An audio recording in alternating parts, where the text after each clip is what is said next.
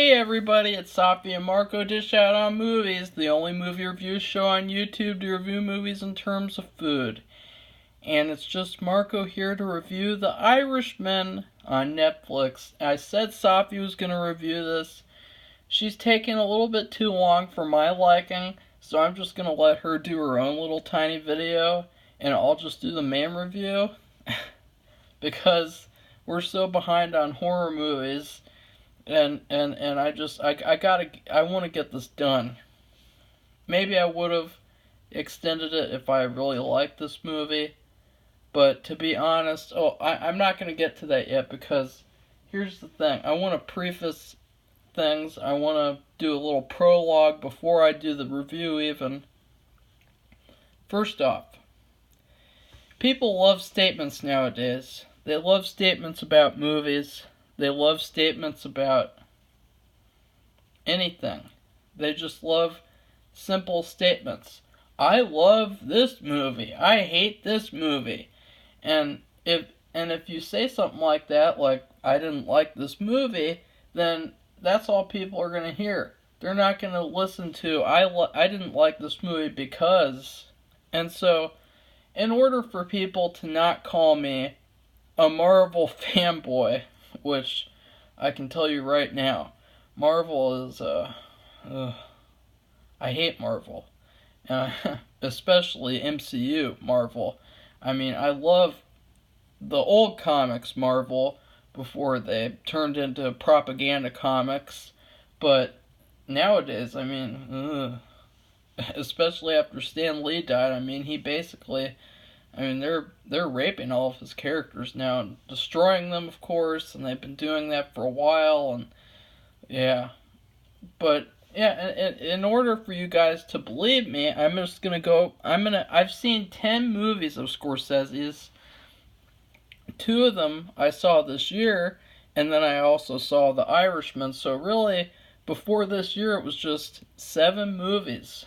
And so this year I've been really trying to watch more of his movies in preparation for this one, and because I've got really excited. I mean, this movie, The Irishman, it was on my top 10 anticipated movies of the year. I thought this movie was going to be phenomenal. I thought it was going to be the best movie in forever, and that's what everyone else thinks, so I guess it worked. Not for me, but for everyone else, this movie's like the greatest movie ever made.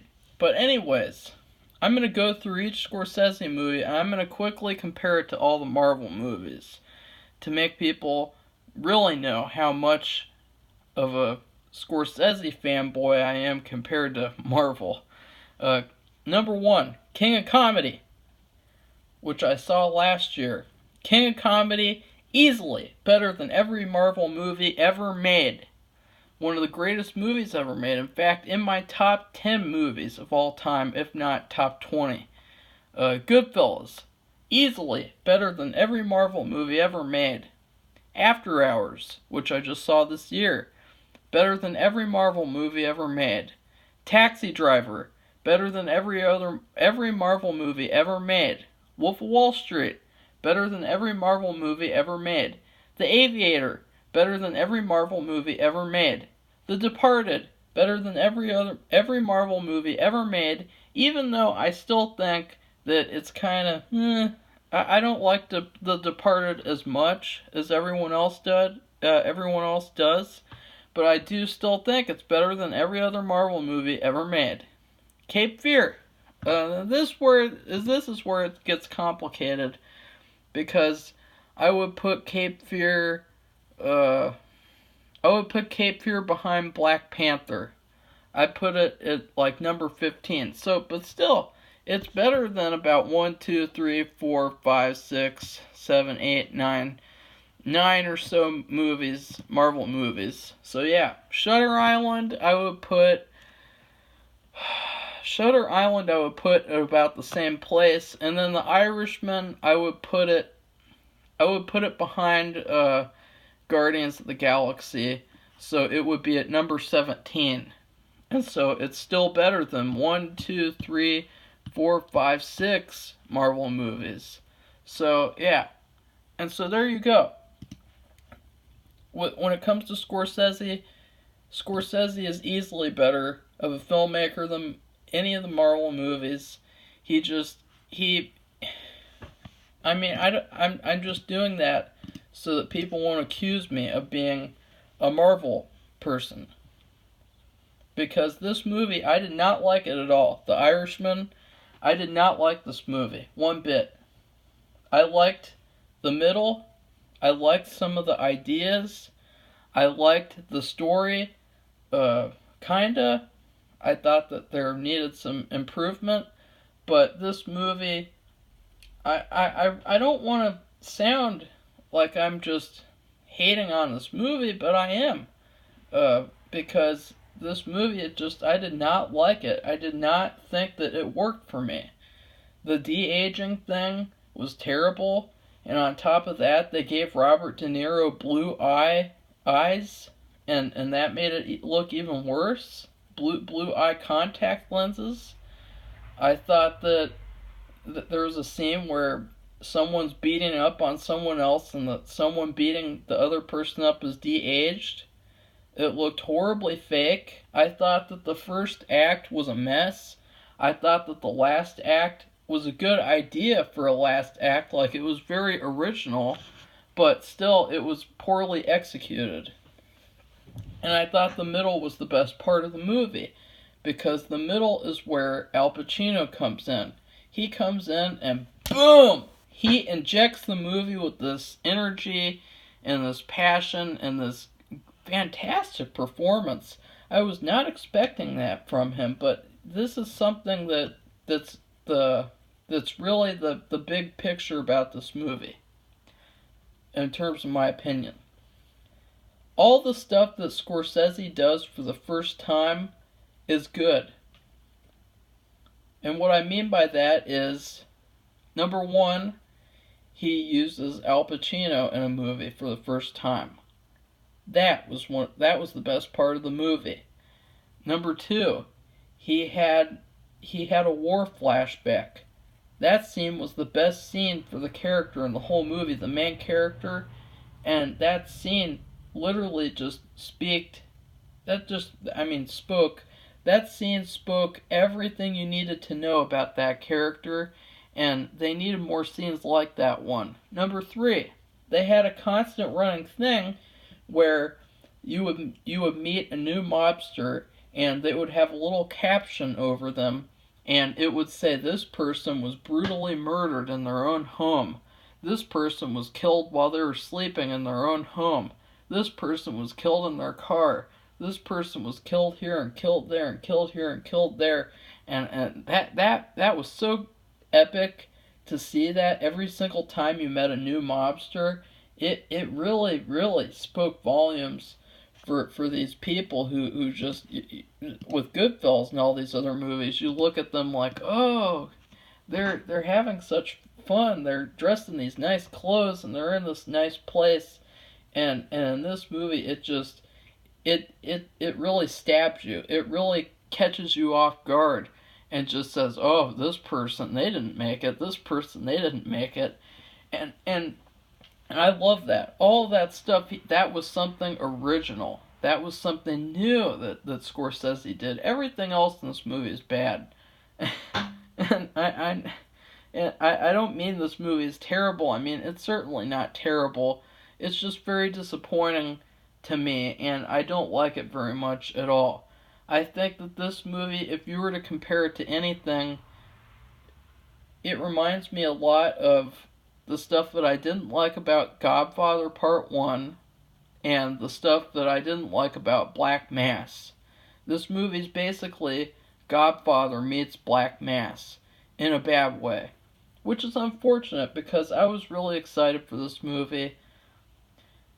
I was having a bad Thanksgiving, and I decided to watch this movie. It would be the perfect time to watch it, but of course, the number one thing that ultimately started the the decline of the movie for me was the fact that I was watching it on a small screen.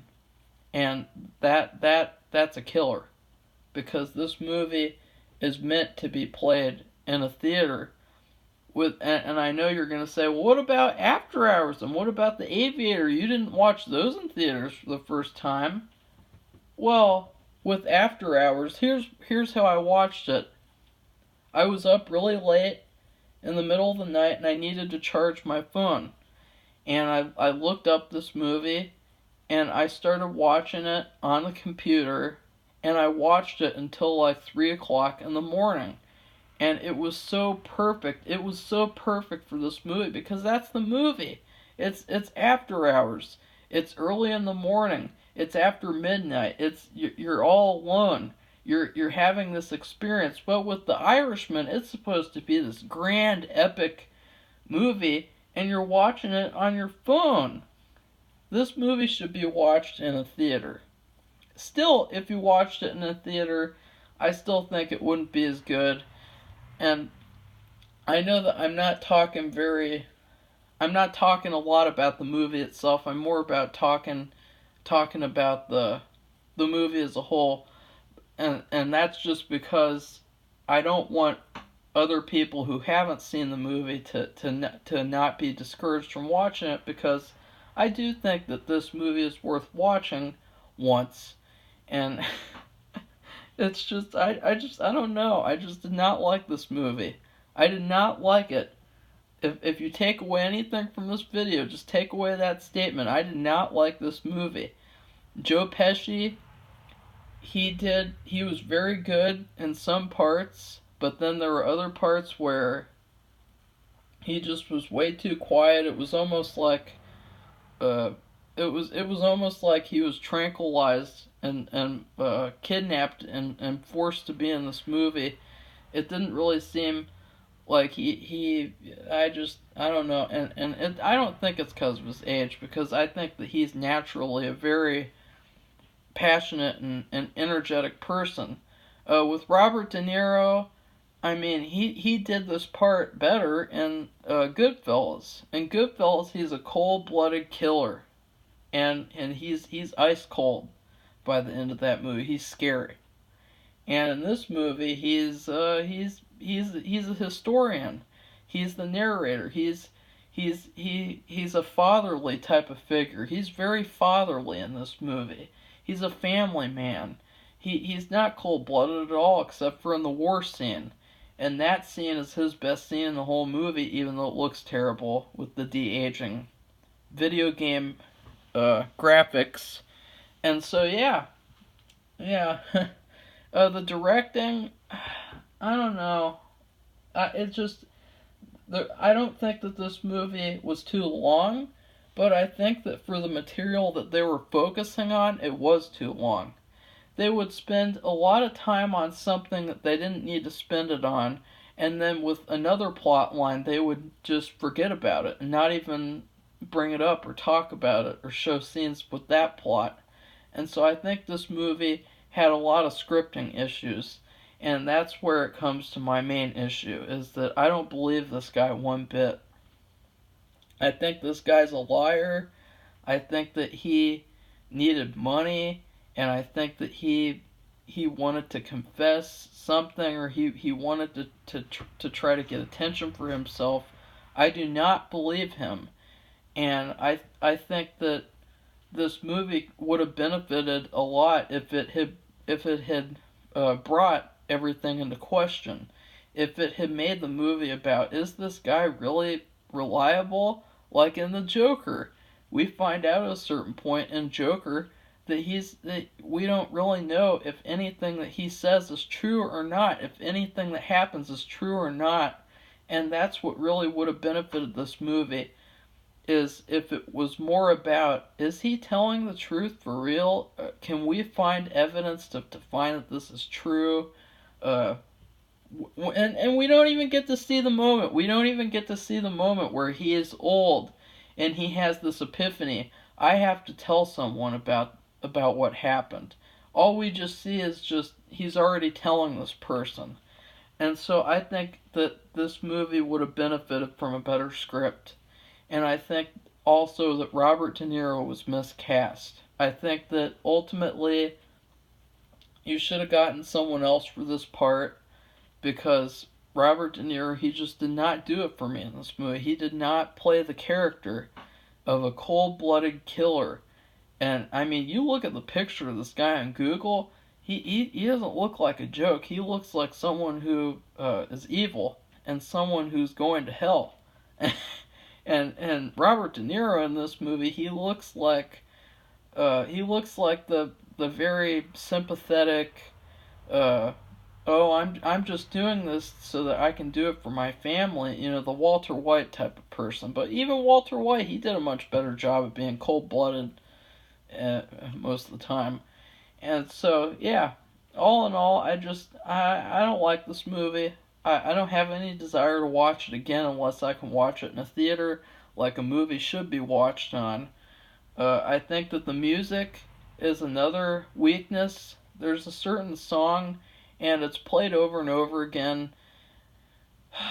It's just constantly playing, and it's very irritating. When you it really cheapens the movie. It makes the movie feel like a documentary and not an actual movie, or like those really annoying trendy YouTube videos where a person's talking and in the background it's like like this really annoying music in the background that's just constantly playing. Like people are so stupid and don't have any attention span, so they have to have music constantly playing in the background. And it's not the fact that I don't like the song, it's the fact that this same song is just constantly played the whole movie for 3.5 hours. And if you look at another example from this year, I'm not just complaining about this movie, Scary Stories to Tell in the Dark. For 30 minutes, the same song plays, just this stereotypical 60s song just plays for 30 minutes straight, and it never it never stops, and it's so irritating. And now let's get to my biggest pet peeve about this movie, which is the colors. Oh God, the colors of this movie. My biggest pet peeve, my biggest movie pet peeve is color filters in movies. Taking the color out of things. Making beautiful pictures into dull, dark, depressing, fake, wannabe, edgy pictures. Like in this movie, I saw the concept art for Joe Pesci's suit. It's this beautiful colored suit. And then you look at how it looks in the movie, and you can't even see the colors. You can't even see the colors in a Scorsese movie.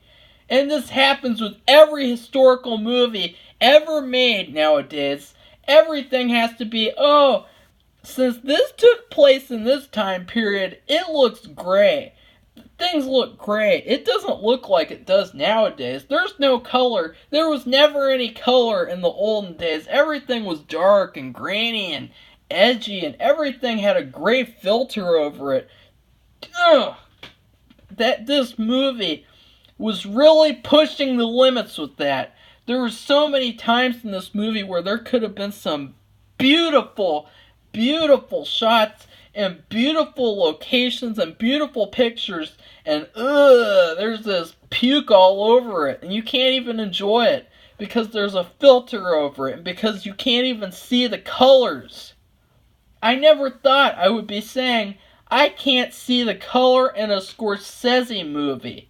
After Hours looks better than this movie. Every single Scorsese movie ever made looks better than this movie because you can't even see the colors. And that was so disappointing to me. There were some things that I liked about this movie.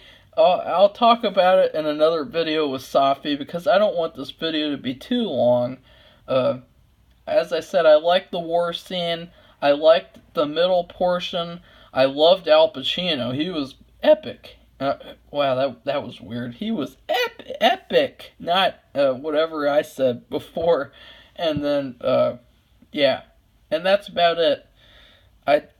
So I'm not even gonna give this movie a food grade. I'm not, because this movie should have been in theaters, and I gave El Camino a letter grade because it was a Netflix movie, and I'm going to continue with that. I'm not going to give these Netflix movies that I cannot see in theaters a food grade, because they don't deserve it.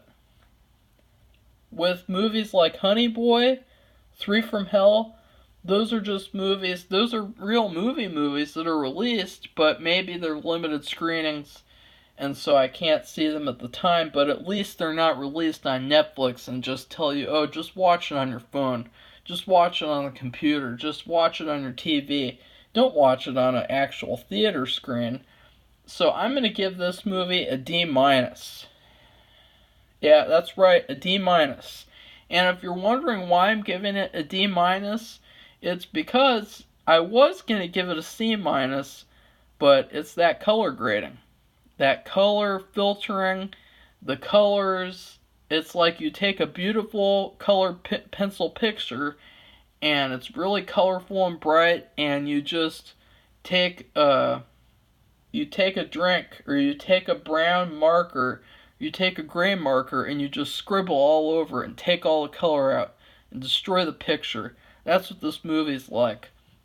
And it's bad enough that the script has issues, it's bad enough that the movie itself isn't very good, and it's bad itself that the movie is, I mean, this movie, it should have been a TV series, or it should have been a mini series, or it should have been a movie that was told in 2 parts, or something like that. It should not have been this.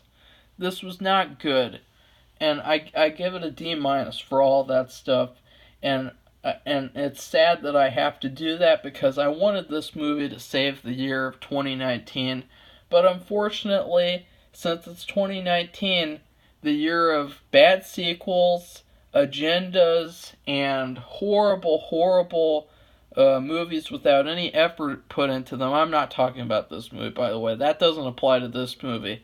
But since it's the year of 2019, this movie it was not good. And I really hope that it doesn't win many awards for the things that it doesn't deserve, like with the color. I can't. If I could make a whole video just talking about how awful this movie looks, and how they took beautiful pictures and made them look ugly. And I'm sick of that. I'm so sick of that. And it's so sad that I can say that After Hours, the movie that no one talks about with Scorsese, it's so sad that I can say that that movie has more color than this movie. So goodbye, everybody. See you soon. I don't want you guys to hear the phone ringing anymore.